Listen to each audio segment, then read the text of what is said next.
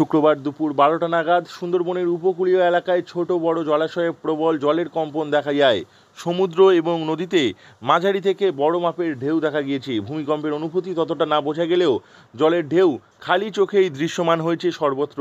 সূত্রের খবর, মায়ানমারে 7.72 মাত্রার ভূমিকম্পের প্রভাব পড়েছে সুন্দরবনের উপকূলীয় এলাকায়, যা খালি চোখে দৃশ্যমান হয়েছে সর্বত্র। ভূমিকম্প হয়েছিল। আমি তো দুপুরবেলার দিকে খুব চিৎকার চেঁচামেচি হচ্ছে, কি ব্যাপার, বাইরে বের হলাম। বাইরে বের হয়ে দেখলাম লোকজন তাড়াতাড়ি চারদিকে সব ছুড়ে করছে। পুকুরের দিকে দেখলাম লোক সব ছুড়ে যাচ্ছে। ও বাবা, সমুদ্রে যেরকম ঢেউ ওঠে, নিচে সে আমাদের চাতাল পাতা ছিল ঘাটের, চাতালের উপর জল উঠছে আর নামছে, জল উঠছে আর নামছে। বিশাল ভূমিকম্প। এখন গ্রামের লোক সব আতঙ্কে আছে। এই সময় এত রোদ পড়েছে, প্রচন্ড গরম তো, আর এই সময় যদি ভূমিকম্প হয় লোক অনেকক্ষণ ধরে হচ্ছিল। হ্যাঁ, 15-20 মিনিট ধরে হয়েছে। এই ভূমিকম্পের প্রভাব অনুভূত হয়েছে 10 মিনিটের ব্যবধানে পরপর দুবার। এর ফলে দীর্ঘক্ষণ ধরে উপকূলীয় এলাকায় জলের কম্পন দেখা যায়।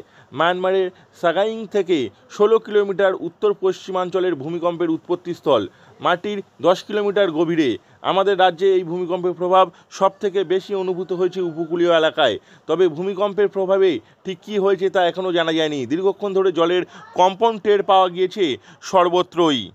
ছিলাম, হঠাৎ শাঁখ কাশি ঘন্টা বাজছিল, এসে দেখলাম পুকুরের জল উতাল পাতাল করছে আর এখানে জলকম্প হচ্ছিল। সবাই পাড়ার মহিলারা, মেয়েরা, ছেলেরা, মহিলারা সবাই মিলে দেখছিলাম।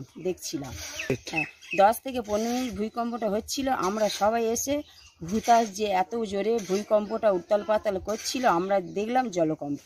আমরা আতঙ্কের মধ্যে।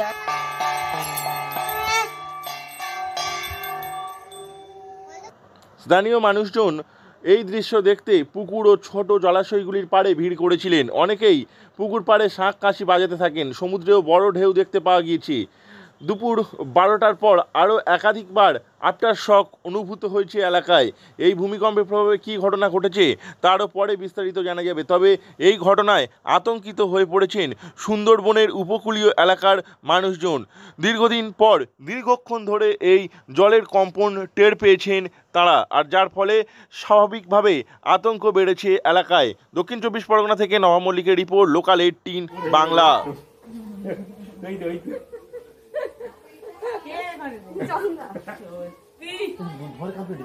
हाँ